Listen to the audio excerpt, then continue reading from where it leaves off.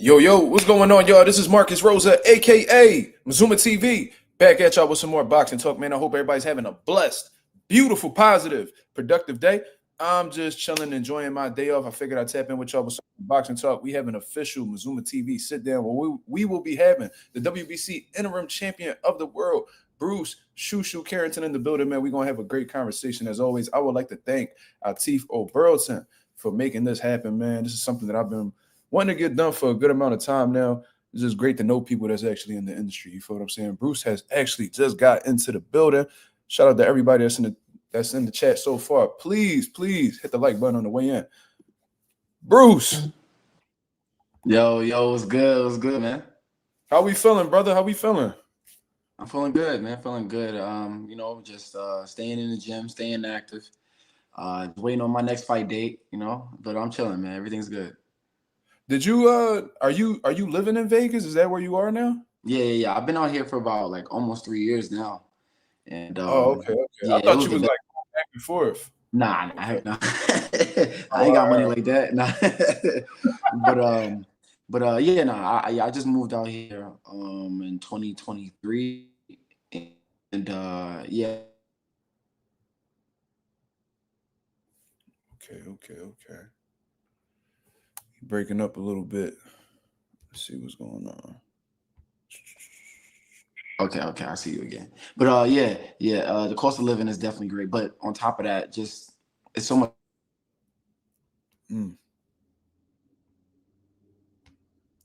Yeah, Shu, we having a hard time hearing you, brother. Yeah, some keep happening. Maybe try to. Shout out to everybody that's in the building. King of Brooklyn, what up? Smoochie, what's going on? Slime, Chris, Michael James, Ghost 787. Yeah, we're gonna try to get that. We're gonna try to get that together, man. This is a good interview we got going on right now. Let me see. You can see me, hear me? Yeah, I can hear you now, but I'm having trouble seeing you. Let me see.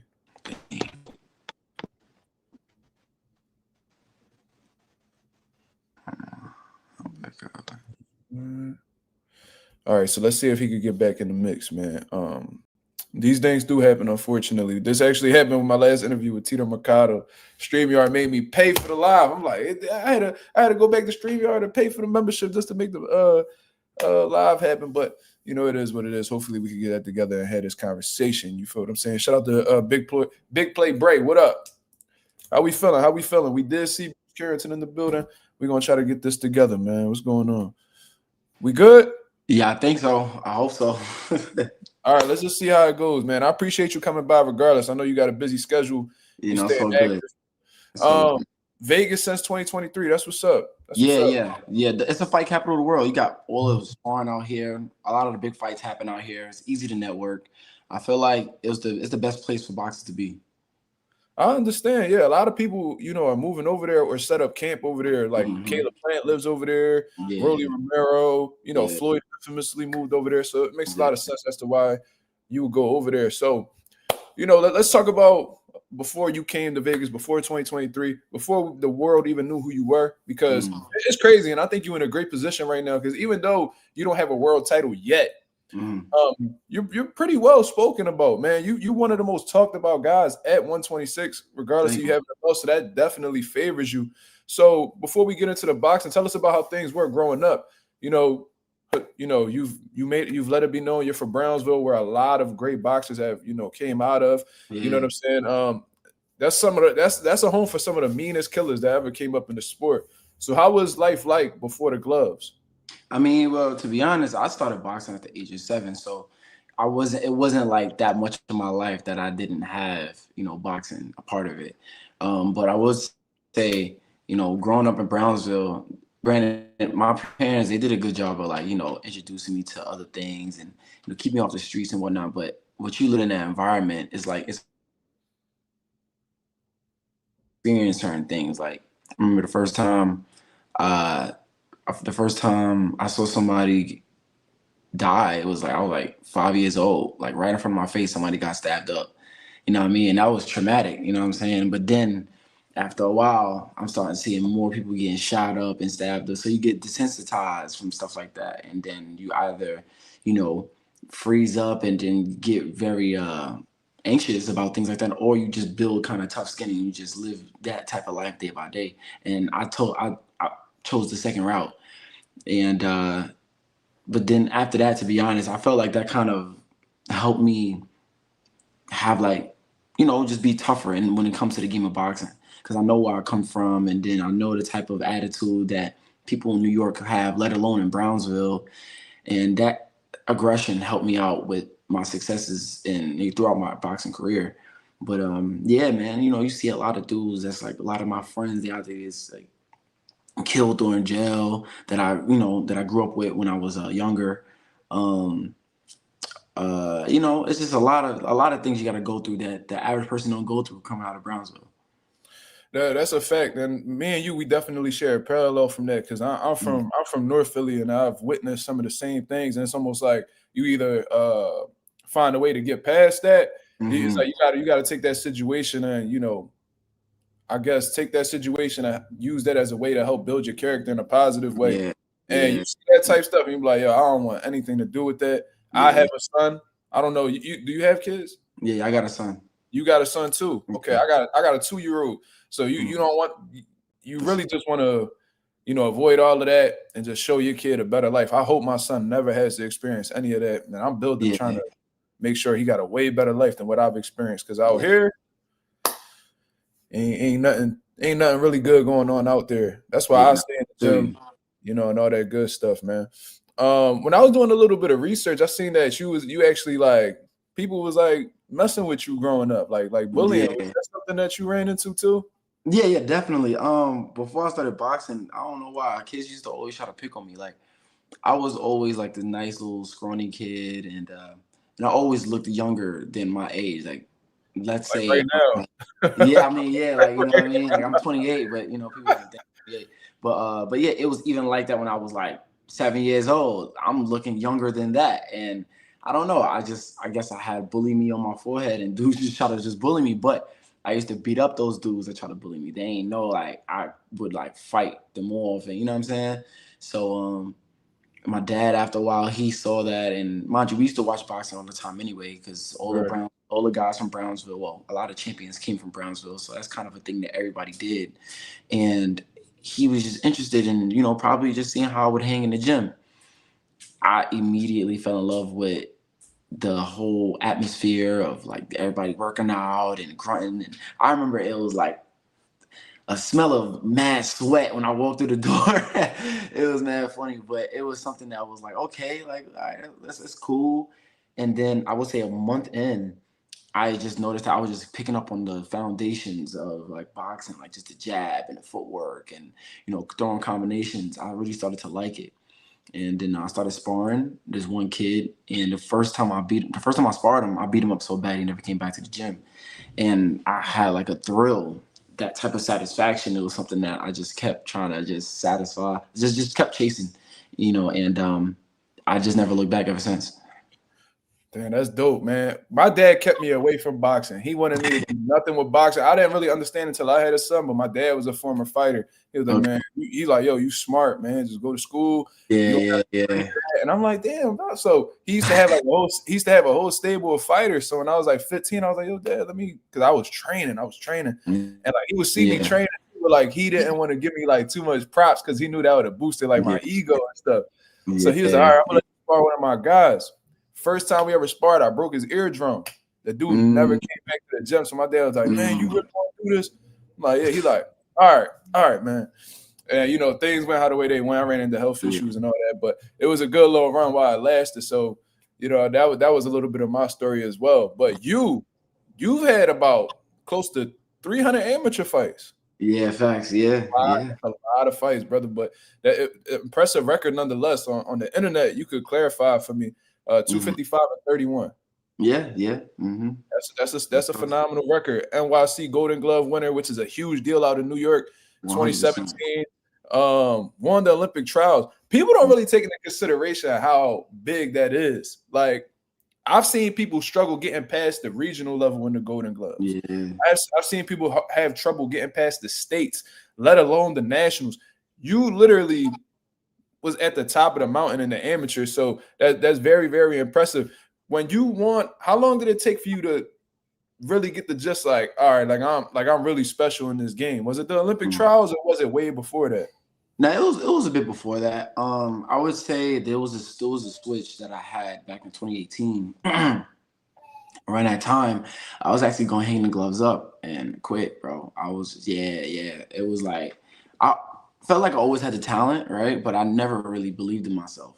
Throughout so many years, I did not believe in myself. My dad would always tell me, "Yo, you could do this, you could do that." But I just felt like, "Oh, you're my dad. You're supposed to say that." You know what I'm saying? I'm not really taking it to the heart. So I didn't really believe wholeheartedly the things he was telling me about my abilities and things that he's just never seen, before. And so for all them years, I would just go in these tournaments and I would come up short to guys that would be like the best in the division and by split decision without training that hard, But because I was losing, I was just always like whatever. And then maybe even if I did win, I would in my mind think it was a fluke. You know what I mean? So I didn't really believe in myself. Wow. It was like you never really truly surrender to the sport of boxing. Like you not waking up 4 o'clock in the morning and going on these runs. You're not training 3 times a day. You're not doing all of the stuff that these kids are doing, and you're still losing by split decision. Now imagine if you put all that work in, what's gonna happen? I'm like, yeah, that's facts. Like I'm playing with it. Like if I'm gonna step away from the sport, I'm at least giving my all. Let me do that first before I even think about stepping away. So then I started to just work hard, and then I started to see what my pops was talking about, and then I'm like, whoa, like this is what it is. Then I stopped losing. So this was a self-realization. Yeah, yeah. Okay. I grew like a whole new love for the sport.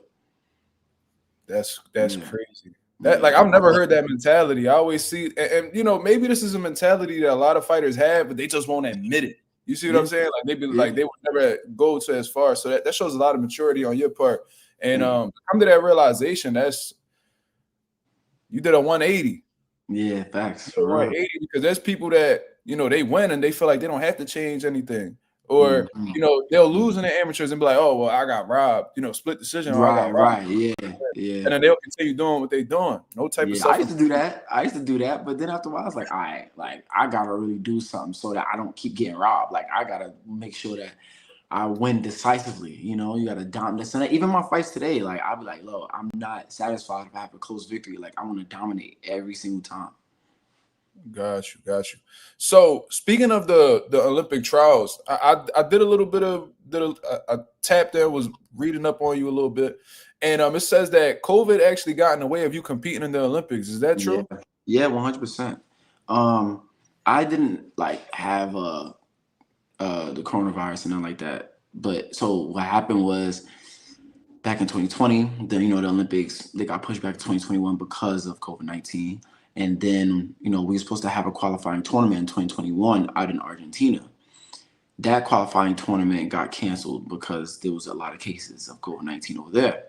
So being that we weren't able to qualify for that tournament in 2020 and in 2021, they couldn't send the team that was supposed to go out there to Tokyo because they just felt like, we didn't have enough qualifying points. So they used the top guys in 2019. Which is Duke Reagan, Keyshawn, Troy, all them guys, they were able to go. And guys like me and Darius Fulgham and Joseph Higgs, we weren't able to go because of that reason. You know what I'm saying? So yeah, it was sad, bro. I ain't gonna lie, man. Like granted, it was like bittersweet because all of the guys were, my friends, and I'm over there, cheering them on TV. At the same time as them, they walking out the opening ceremony, I'm crying like on the couch, like I'm like, I was going to follow up at X. Is that like one of the biggest what ifs of your career thus far? Oh yes, definitely. You know what I mean? Because I can't. Okay, listen, I can't help but think. And mind you, Duke is a friend of mine, right? But right. I beat Duke in the Duke Reagan in the Olympic trials, and he medaled silver. I can't help but think that, man, if I would have went, I possibly could have medaled gold and been the first male to medal gold since Andre Ward, bro. Like my career would have been totally different than what it is now. But I am happy that my career is going the way it is. I feel like everything happens for a reason. My first fight was on the Tyson Fury Wilder 3 card. I was just about to get to that. You know what I'm saying? So I feel like, I wouldn't have had that opportunity if I would have went to the Olympics, and, things would have probably been different. Things would have probably been going a little too fast for me. And, I probably wouldn't even be talking to you today. You never know. You never know where things would be. Man, I'm happy with how everything is. Well, speaking of the Fury, like that was Fury Wilder 3. Yeah. What I understand, that sold 900K pay-per-view buys globally, 600,000 in the States, 300 overseas. So that was a huge event. And you were on that. You were on that card. So that's a dope card to be a part of, especially to kick off your professional career. And I ain't gonna lie, I've seen people get under them lights at local shows and crumble. Yeah. Crumble. Like, and they were number one in the nation in the amateurs. And when them small gloves get on, and they ain't wearing the tank top no more, and it's a totally different scenario. And I've seen people literally fall apart as a result of that. What was your mind frame going into that fight? How did you feel in your pro debut? Well, to be honest, I always had the pro style, even in the amateurs. You know what I'm saying? Everyone always told me that I would be a great pro, that I would transfer well. And then on top of that, just the New York type of style, it was kind of like a pro style anyway. And I never really liked the amateur style. I conformed to it because I wanted to be successful, and I know the accolades would help me negotiate certain deals in the pros and all that stuff, But I did not like it, but I had to do what I had to do when I was in amateurs. So when it was time to turn pro, that helped me out. And then on top of that, with the Golden Gloves, we fighting in the Madison Square Garden, we fighting in the Barclays Center. So we getting a taste of what it feels like to fight in these big venues. So I was already kind of used to that type of environment. And I think the only difference that what made it a bigger deal was the fact that you're starting your pro career. If you lose, that's on your record forever. You know what I'm saying? And that's something that people will always be able to use against you. And two is like, you're on a huge card, the Tyson Fury Wilder 3, which in my opinion was the most entertaining fight out of the bunch, because they was knocking each other down, and correct. Fury was coming out like a dude that, like, he was just on some aggressive joint. You never seen anyone fight Deontay Wilder like Fury fought until that happened. And then on top of that, I think you mentioned the pay-per-view buys. Then on top of that, the house was so packed, bro. Like, when I tell you, this was like when COVID just started dying down a bit too. But so many people, the house was so packed, and the tickets were mad expensive. Like, the tickets weren't cheap. They were expensive, bro. I didn't think that people were gonna really show up that much, but they did. It was such a great event, bro. And on top of that, it was in Vegas. Like, that joint was amazing. They seemed like they had everything right, and what was dope was they had top ranked fighters fighting PBC fighters. Yeah. Like, you don't really see that too often. Like, the business really got to make sense. So that just lets you know that it was just that was a great trilogy, and that's going to go down in heavyweight history, especially in America, because America's been struggling to maintain like type of supremacy in the heavyweight division. 100%, yeah. Yo, but I also felt like in that fight was like an audition for me for any of these promotional companies that wanted me, because I wasn't signed with nobody in that fight. Oh, you wasn't? Nah. I was signed. I've been signed to Top Rank since my second fight. So the first fight, I was unsigned, and nobody seemed like they wanted me, but I'm like, all right, y'all want to play? All right, I'm gonna show y'all something, and I did what I did in the pro debut. It only took you 2 fights, so they saw what they like what they saw, obviously. Yeah, facts. So somebody, my boy Slime in the building, he just sent the cash app. Shout out to the boy Slime. He said he wants to know about the possibility of you fighting Raymond Ford in the future. What's your take on that? He's at 130 now, so obviously not in the same category. But have you ever thought about that fight? Oh, 100%. I thought about it when he was still in 126, and I wouldn't necessarily say I called him out, but I was like, I think when he got the title, I was there when he won the title against Otabek. And I walked Oh up to him, and when I walked up to him, I was gonna tell him like, "Yo, bro, like you got the title, like, yo, let's get it on, let's set the fight up." But before I could say anything, he was like, "Yo, champ, I'm about to move to 130. Yo, you got it, champ. You about to take over the division." I was like, all right, whatever. So I put that to rest, and then sure. and then I saw he was making a fight with Nick Ball at 126. I'm like, oh, so he's still at 126. All right. So I put up a post. No, I ain't put up a post. I think I was doing an interview, and I said that I want to fight all of the champions, and I mentioned his name amongst other champions. And he replied with some, I don't know, the way he replied was kind of like he's trying to check me or something.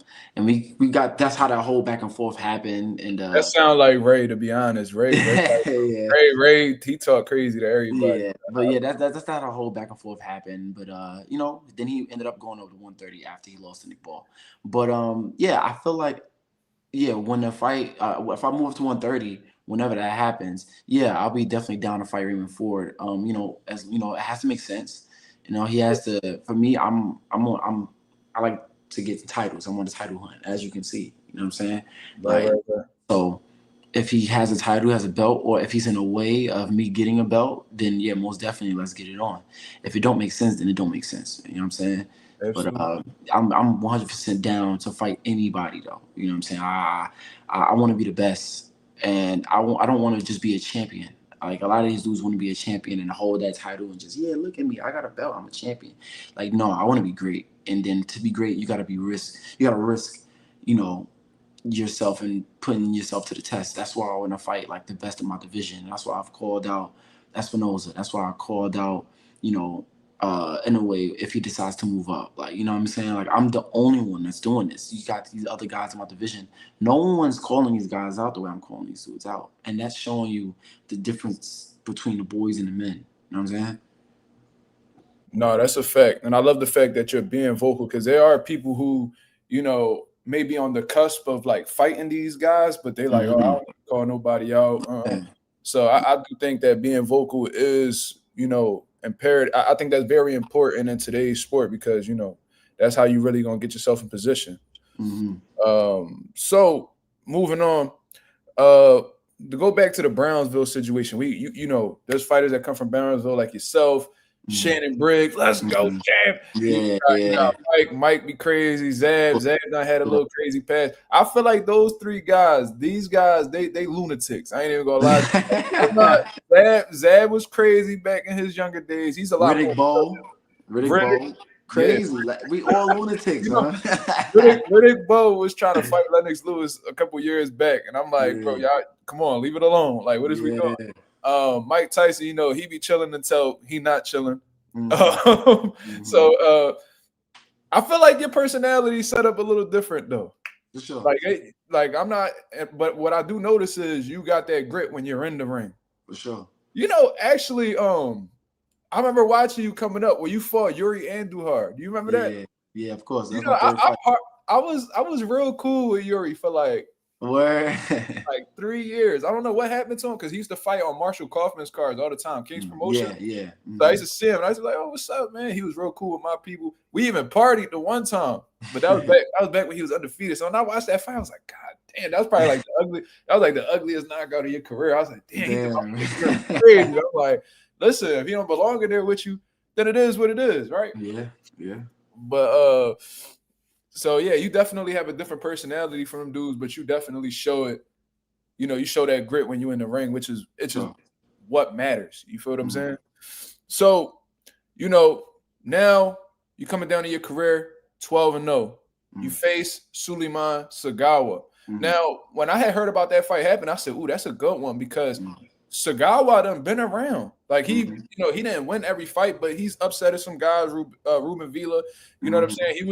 He was a tough, durable guy. And I said, this is exactly what Bruce needs in order to like get to that next level. So when you got into that fight, what's your thoughts on how the way the fight went? Because people was running their gums and stuff like that. What did you feel like you gained from that fight, and how did you deal with the criticism that followed?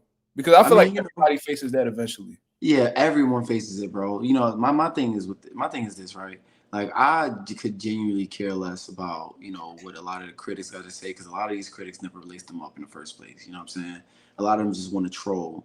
So I don't really get really into that stuff. But I definitely feel like it was something that I needed, especially in that point in time, because I can say I got a little big headed. You know what I'm saying? I was on a little knockout streak, on that time. I had become Prospect of the Year by the Ring and ESPN. I was the champion of the year from the NABF and knocking these dudes out. And I just introduced the whole New York City. I introduced Rico. I was on a crazy wave, you know what I'm saying? And I felt like I kind of got a little big headed, especially because all of my fights that I had in MSG, I had them by knockout. So I was going for the knockout in that fight from round one. And that wasn't the right approach. Granted, that wasn't even something that we worked on in camp. That was just something that was my immaturity showing in that moment. You know what I'm saying? And I had to be honest with myself and be like, dang, like I should have, just used my IQ more and just box a little more on the back foot a little bit, maybe, something like that. And I took that accountability. But I'm glad that I went through it, because, like you said, everyone goes through it. Mayweather has had, tough fights. You have, Andre Ward, he's been dropped by Darnell Boone, or, you know what I'm saying? Like, everyone has that one fight where it's like, dang, like, I wish I could have did this, wish I could have did that. But, I did what I needed to do to get the dub. It was a close victory, but I'm glad I got the victory, and then I moved on and I improved since then. A lot of people that troll, they want to keep trying to remind you of what you've done wrong and the negative all the time, and not really pay attention to the things that I've adjusted on. My jab count has went up tremendously since that Sagawa fight. I've been boxing more since the Sagawa fight. I've just become even more dominant, like, what I'm saying, in different ways, in different aspects, since the Sagawa fight. So, what I mean? Do I care about what people gotta say? Nah, because I know what I gotta do and I know where I'm going. Right. And you can see the progression because forgive me if I say the name wrong, but his name was your last fight. It was Mateus Hayter. Mateus Hayter. Yeah. You shown growth in that fight. That was actually my favorite performance from you. Besides, like the knockouts that you had on your come up, like in terms of like being like a technically sound, just like the technician in the ring. I love what you did in that fight. And that dude was tough. He was tough. He could take a hit. He did not come to lay down. He came from no check. He was really trying to beat you, man. Yeah. And I loved your composure. The counter punching was there. It just the ring generalship. Like it seemed like you was a step ahead of him each and every time. As every round went on, you just look in complete control. You never looked like you lost momentum whatsoever throughout the fight. It was a great overall performance, man. So maybe the Sagawa situation, those situations are needed for fighters to really grow and mature to the, so they can reach their full potential. So that's one thing I'm gonna say. What did you think? Do you think that's the best performance of your career so far? I think it was. I can't say it was the best, because there were certain things I felt like I had a few defensive lapses that I could have sharpened up on, and I think that was the main thing that I took away, because it only takes one shot, you know what I'm saying? So I try not to give anybody anything, but I can't say that I think that was my best performance. I do think that man, what can I say is my best performance? I genuinely don't know, because I have performances where I have looked good throughout the fight and then got a knockout, you know what I'm saying? Like, per se, the Erie Andujar fight. And then I got fights where I could just straight just pot shot a dude and, do what I did in the Hayter fight, Man, I don't know. It's tough. I don't know if I have a favorite fight. I just try to just, go in there and just be as dominant as I can be, man. My boy Sean Terrence in the building says Shu Shu performance on the Tyson Jake card was good. Yeah, thank you. That was a good one too. My boy Anand said, I think that performance was overly criticized. I don't know if he's referring to the Sagawa one or the Hayter. No, I think he was talking about the Hayter fight. Like, because I like that one. What it was, I think he's saying it because Tim Bradley, he was commentating and he was like kind of saying, like he wish I would have got him out and all that stuff. And the other commentators, they didn't agree, but Tim Bradley was kind of like real passionate about that subject. And at the same time, but I feel Tim Bradley a little bit, I guess, if he wants like the knockout. But at the same time, I kind of felt the way a little bit because I'm like, you're a fighter, you know better. If it was one of the other commentators, bro, I'm like, okay, they saying that they don't really know the ins and outs of boxing. You're a fighter, bro. You know you're not going to knock everybody out, like you know what I'm saying. And dude was undefeated. You know what I mean? It wasn't like Right. you know. And then he was comparing me to other champions, saying like, oh, this guy would have knocked him out, that guy would have knocked him out. Stephen Fulton would have knocked him out.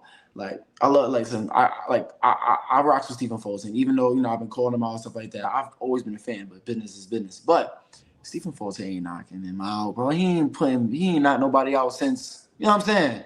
So I don't say that. Don't do that. And then on top of that, styles make fights. So don't just try to discredit what I'm doing in the ring because I felt like I did really well in that fight. I So agree. yeah, that's why I think that what he meant by it being overly criticized. Right. So then you ended up grabbing the WBC interim title. And a lot of people try to shit on these interim titles, but I feel like they're very essential, especially for fighters like you who may be getting avoided because they're going to put you in position to fight for the full status belt. You see Yeah, what I'm man. saying? So I think they definitely play a key part. Like I remember people shitting on Benavidez because he was walking around with interim belts. It's like, Right, bro, he first of all, he earned those belts. So he has right. the right to walk around with them. Just like how Yeah. you got the right to put your trophy, your belts in a trophy case. It's Yes, like sir. so I've always been an advocate of like getting the interim belts because they put you in position. So considering that you're the WBC interim title, I mean the interim champion, um, is this like the route that you're going to continue to go through? Because Stephen Fulton may very likely vacate that belt, Mhm. especially if he defeats Oshaki Foster at 130. I don't really see him going back down. Is that the route Yeah. you want to stay in, or are you just like you're literally going for any sanctioning body that gives you an opportunity? Genuinely, I'm going for any sanctioning body. You know what I'm saying? Okay. But and to be honest, I was going like I've been going for any sanctioning body, right? Yeah. But I think that at a certain point, I think before I fought Enrique Vivas, we was like, okay, we could possibly get a fight with Stephen Fulton. So I'm like, oh, that's perfect. Let's line it up. Because all these champions, they've been not trying to fight me. You know what I'm saying? I was hearing from the top rank matchmaker himself. He was saying the top contenders and the champions, they don't want nothing to do with me. So we have to like try to just find ways for me to find fights and for me to just continue to press in the excuse me, to continue to just get higher in the rankings. You know what I'm saying? Right. So when I heard that we could possibly get a fight with Fulton, I'm like, oh, bet. Let me take the WBC route and let's fight for the eliminator. And then I think at that point, yeah, I fought Vivas and I got the knockout. So then I'm like, yeah, now I won the eliminator. Fulton next. Then I hear that he's going up to 130. I'm like, dang, like what's that about, bro? Like, you know what I mean? I was low key annoyed and upset because now I got put right back to square one. Again, Espinoza ain't want to fight. I heard Leo ain't want to fight. Nick Ball want to fight. They all saying, "Oh yeah, we'll fight, but get a title first." I'm like, "How am I gonna get a title if none of y'all trying to get Oh a yeah, shot?" You know yeah. what I'm saying? Like, it's crazy, bro. Like, and then people try to say, "Oh yeah, he didn't really have no he ain't really fight no name yet, and this and that and the third or whatever." All right, let's go ahead and use that excuse, right? Right. Espinoza, who the heck was he fighting before he fought Robesi? Who knew who Espinoza was before he fought Robesi? Robesi was just supposed to beat him, and then Espinoza was going to be another forgotten name. Espinoza was not supposed to win that first fight they had. You know what I'm saying? But because he did, and in the fashion that he did, now, oh, Espinoza, he's the man. He all of a sudden just became the man. Who did he fight to deserve a title shot? He deserved a title shot because he beat everybody they put in front of him, and he was high enough on the rankings to get a title shot. I'm at the top of the top, beat everybody, Ring Magazine Prospect of the Year, ESPN Prospect of the Year.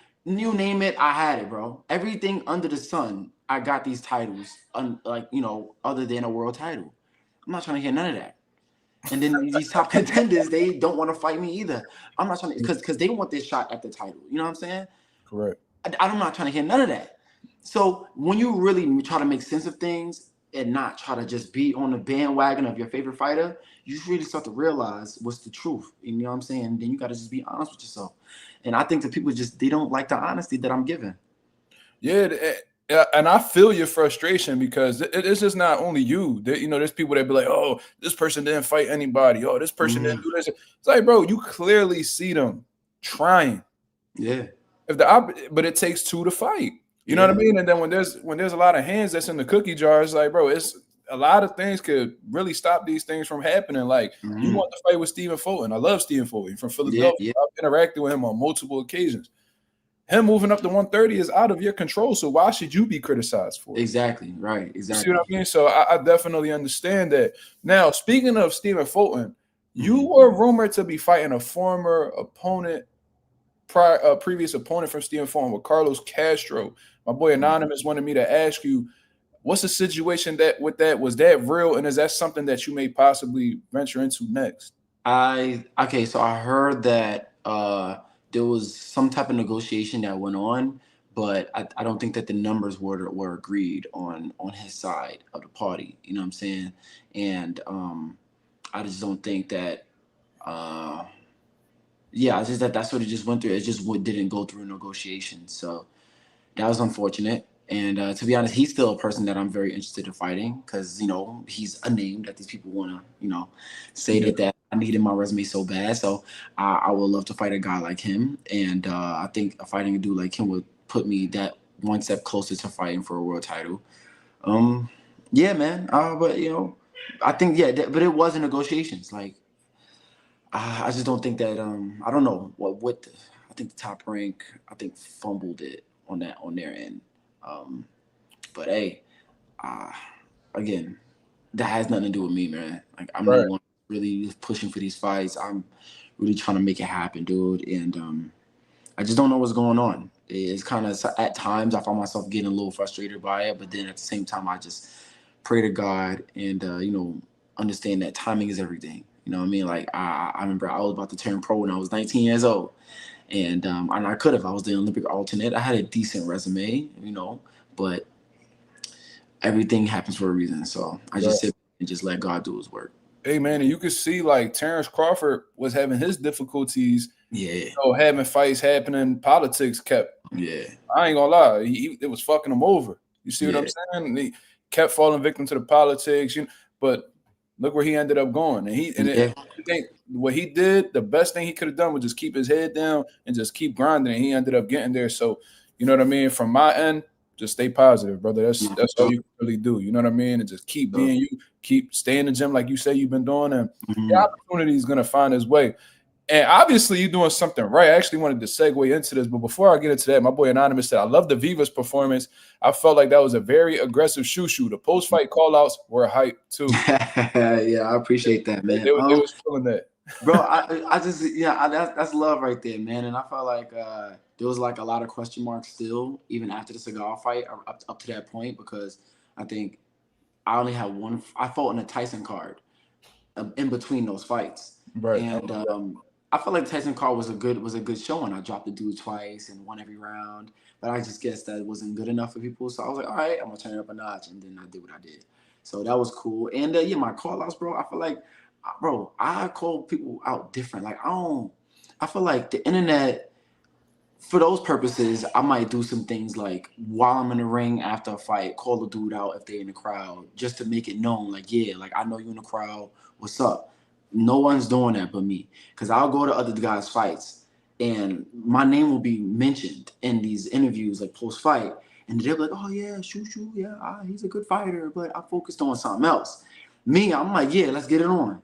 You know what I'm saying? Like Different. my whole thing is different. And then on top of that, when Stephen Fulton was fighting Figueroa the second time for the WBC title in 26.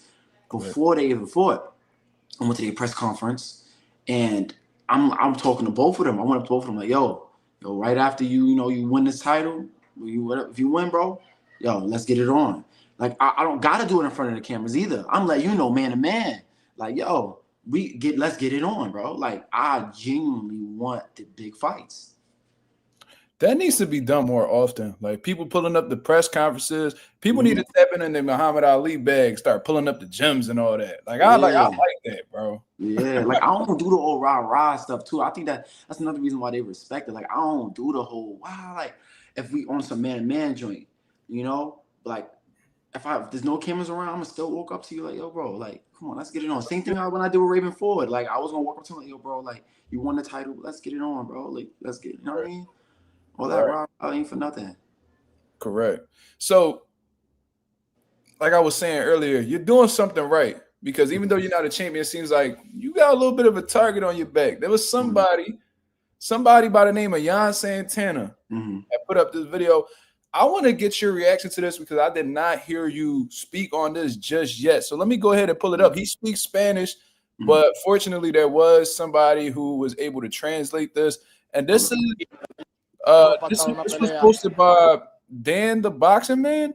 And he says, Jan Santana says he was supposed to fight Shu Shu Carrington on the Zayas Bravo card in January, but Carrington turned the fight down, and John Paul Rivera also turned the fight down. So let's go ahead and hear what he got to say. Una pelea para el 31 de enero, que tenemos la fecha disponible, gracias a Dios. Y teníamos pactado una pelea con Shu Shu Carrington y él no decidió aceptar la pelea. Sí.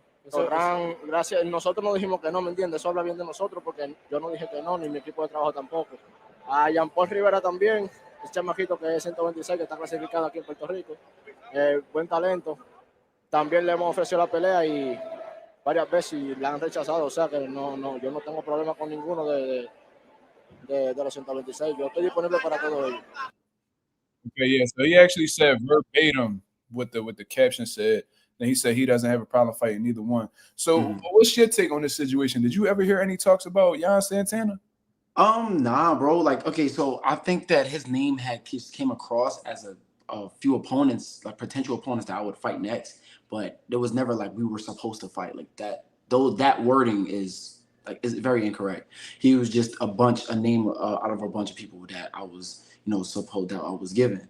But to be honest, at this point right now, even if like that was like a solid, question if I was a fighter, I don't think I would take that fight right now just because I'm so focused on these. You know what I'm saying? I'm right there. Don't get me wrong. Like I want to fight the guys that's in the top 10 in the division. You know what I'm saying? Like, that's no disrespect to Jan. I feel like he's a good fighter, and I feel like he'll get there at some point. But my interest is somewhere else. Like I'm right there, one step closer, bro, to the world title. My eyes are just straight on that. And then, man, once I get to a world title and he becomes like a top contender, then yeah, we could talk about, a possible fight with him. But until then, the interest ain't there. Okay, got you. So, I wanted to speak about you a vegan, right? I'm on a plant-based diet. I don't say that I'm vegan. I don't say I'm vegan because vegan, that kind of insists on other things like not wearing like animal fur and animal stuff. Like I'm still be walking around with like a fur coat. You know what I'm saying? Still have a chinchilla. You know what I mean? Like I'ma still do stuff like that, bro. I ain't gonna cap. So me separating myself from the vegan thing, like I want to that's me being respectful to their culture and not. Okay. You know what I'm saying? I don't call myself vegan. I just say I'm on a plant-based diet. But yeah, I've been on a plant-based diet for 8 years now. Do you see any benefit, or is there something that you find to be, good for you? Bro, I mean, well, it is something that's good for me. I will say that being on this type of diet is not for everyone. It's not for everyone. Yeah, like, I understand like the push of everybody, like trying to, have people adopt this diet, but it's not for everyone. You know what I'm saying? But for me, it works. It works greatly. I've been stronger ever since, like, because in the amateurs, I wasn't really knocking dudes out. You know what I mean? But now I've been, you know what I'm saying? But that's also because I stepped on my training as well too. But yeah, my energy in the mornings are much better. I've been stronger ever since. I've been, getting ill less. Like I don't get sick as much. I remember when I was eating, beef and all that stuff. Like I used to get sick more often throughout the year. I would say like I would get sick like 4 or 5 times a year, and then even when I had it, like I would be out for like the whole week. It would be bothering me, and the recovery is much faster. Inflammation, the less inflammation, the heartaches, and not heartaches, but like chest aches and whatnot. I remember I used to be like trying to breathe out, and I used to get chest aches after I eat, and acid indigestion. I used to think that it was normal though, because it would just come and go. But once I started to eat healthy, I'm like, oh man, that was an issue. I had no idea. So little things like that. I just started to just do a lot of research, man. And the strongest animals in the world, they eat leaves and grass, and you know, you think about gorillas and elephants and hippos, the strongest animals in the world, bro. Like they eat uh they eat herbs. You know what I'm saying? So Correct. I feel like, you know, that was just a great thing for me to adopt, and I don't see myself looking back at all. Yeah, I've heard people like I had a professional fighter who was actually a diabetic who switched over to a plant-based diet and he saw a Mm, lot of benefits in that. mm, And I've heard like Bernard Hopkins, somebody who's like a mm, fitness freak, say like he's a full-on vegan now, from what I understand, since retirement. But he always encouraged fighters to not try being vegan mm, until you retire, because there's foods that you might miss out on. So different strokes for mm. different folks, obviously. Yeah, yeah. But that's good to know, man. Let me see. We got some questions in here. We about to wrap up. I Mm. appreciate you coming on, man. This was a No dope. doubt, no doubt. It's a good convo. Yes, sir. He says, my boy Reset, ask him if Nakatani beats anyway, would you still want that fight? I think so. I think I still want the fight because anyway, at the same time, he's still a name, and you know, listen. At the end of the day, we prize fighters, so that's still gonna be a lot of bread. You know what I'm saying to for the fight. Any fighter that try to front and act like they don't be trying to fight for the bread, at least a part of it got to be for the bread. Like stop fronting, like you know what I'm saying. But yeah, you know. But also on top of that, he's still a great fighter in his own right, and that's someone that I would love to have on my resume to be like, yeah, he fought anyway. Um, yeah, if Nakatani beats him, I still would want the anyway fight. Granted, the interest would not be as big, but still, you know, it'll be something that I would be down to do. You know, at the end of the day, even Right. Nakatani, even if he decides to want to move to 26, I'll fight Nakatani too. Yeah, that'll be dope. R3 follows through. He said, can you ask Shu Shu which fight stylistic with any of the champions excites him the most to share the ring with? I think I he's made it clear that he want all of them, but you go ahead. Yeah, I do want all of them. I do, but okay. So stylistically, I think that it's a tie between Espinoza and Nick Ball. Like I think with Nick Ball, it's always entertaining to watch the smaller guy beat up on a bigger guy, and like you know, it gives you like that Mike Tyson, Tank Davis effect. You know what I'm saying? Correct. So it'd be entertaining. So I think that with my style, it'll be like such a fan friendly fight. And then on top of that, when it comes to Espinoza, he's like this, you know, big tower of a dude to where it's like, you know, it's gonna be difficult to beat him because of his size and stuff like that, and the way he fights as well too. He's not just a guy that fights on the outside. He's very comfortable on the inside as well. And I feel like my style is will be very interesting to the fans as well for that. So yeah, it's kind of like, you know, a little close when it comes to them two. All right, last question from King of Brooklyn. We got Brooklyn in the building. My dad from Coney Island, by the way. Okay, bet.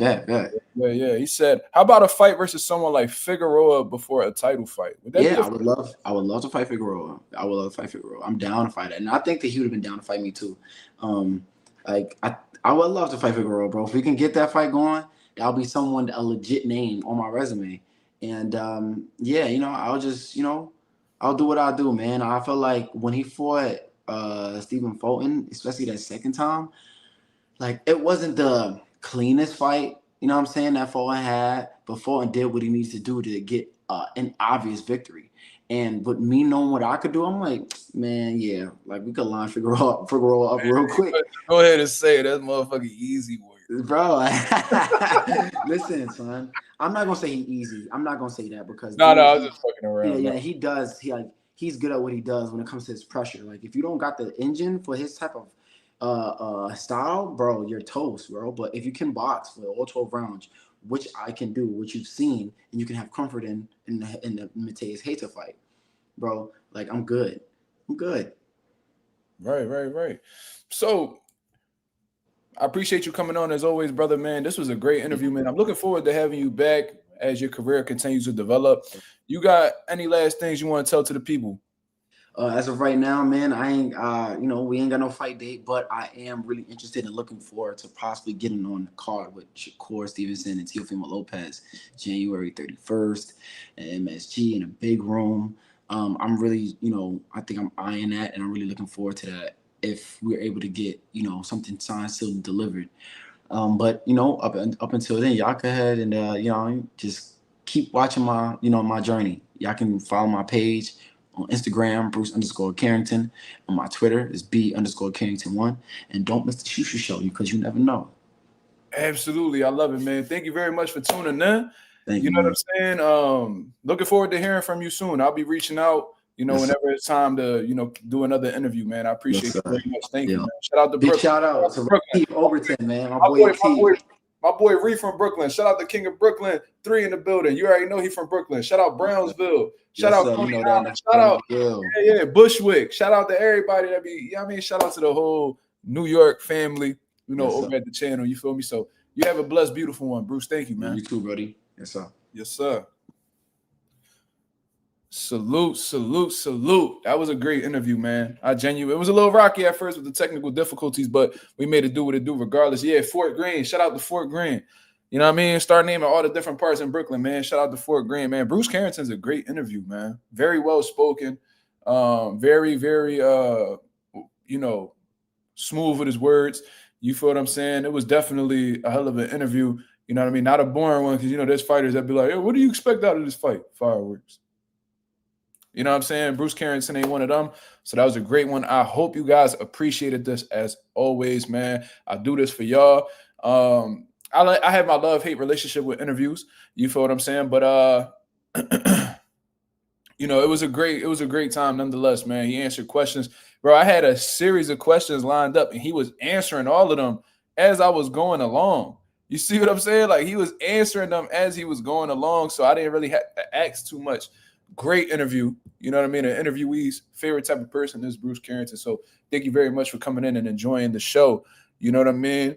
I'll be back at y'all with another live 10:30 p.m. Eastern Standard Time to continue cooking up on what's going on in the boxing world, man. If you guys appreciated this interview, please share the interview on your social media platforms to get the people tuned in and tapped in. Mazuma TV has done another quality interview with the WBC interim champion at 126 pounds, Bruce Shu Shu Carrington. Shout out to Philly. Shout out to Brooklyn. Shout out to the boxing world. Shout out to Vegas, where Bruce Carrington's staying at. Man, shout out to the man. I love this interview right here. I was gonna ask him about the current fights that was coming up, but man, at this point, man, we've been talking about this fight for so long, and I think I'm gonna tell y'all something, man. I think announcing fights too soon. I think announcing fights too soon could really result in you having burnout as like a boxing talk channel. You know what I'm saying? Like, if you announce a fight 6 months away, talking about a fight for 6 straight months, it gets to the point where it's like, God damn, like, this fight doesn't need to happen already so we can have something else to talk about. We've been talking about Brian Norman and Devin Haney for I don't know how long. We've been talking about Benavidez Yard for I don't know how long. We've been talking about Abdullah Mason and Sam Noakes for I don't know how long. It's like, bro, man, just give us the right amount of time. 3 months would have been a perfect amount, but you live and you learn, and we get in the good fights regardless. So it is what it is. Shout out to the boy Anonymous in the building for the questions he asked. I hope I got all the questions off that he wanted to know. R3, salute to you, brother. Slime, salute. Lorenzo, rolling in a motherfucking benzo out in Tokyo, man. What's going on, brother? King of Brooklyn, salute. Bree, salute. Pagat Petit, salute. Sean Terrence, salute. I'm going to get up out of here, man. I got some things to attend to. I got to go to the gym.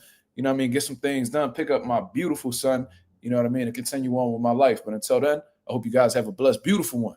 I'm up out of here, man. Peace.